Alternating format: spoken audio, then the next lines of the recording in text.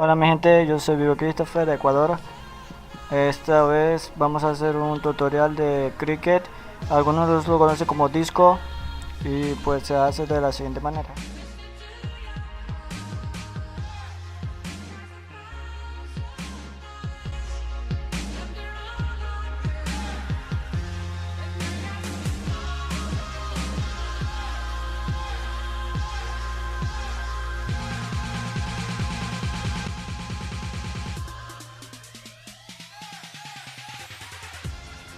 Bueno, la gente que conoce esto sabe que se puede hacer de las siguientes maneras.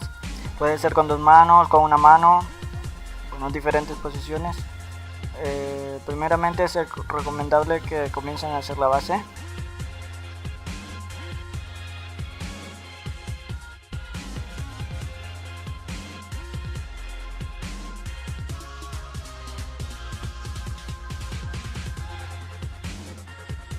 Bueno, les voy a enseñar los movimientos básicos para que hagan el cricket con las dos manos primeramente, para que luego ya lo tengan más controlado, así la práctica y luego lo hagan con una mano sin dificultades.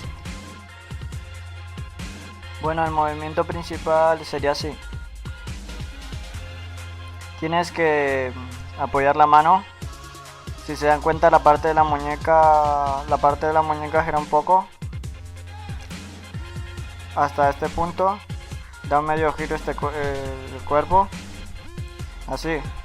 Ya en esta posición ustedes tienen que hacer lo siguiente: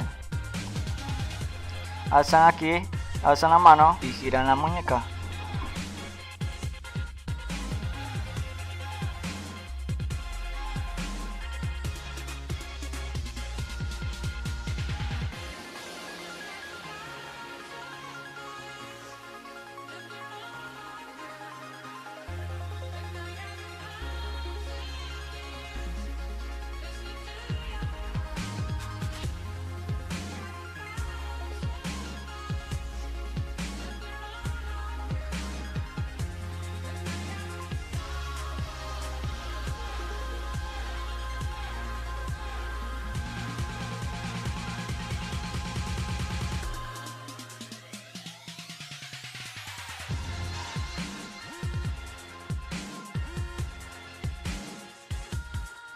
Si se dan cuenta, los pies patean hacia arriba, no hacia atrás sino hacia arriba, y al mismo tiempo que patean hacia arriba, la mano se alza y luego giran la mano para poder hacerla con una mano.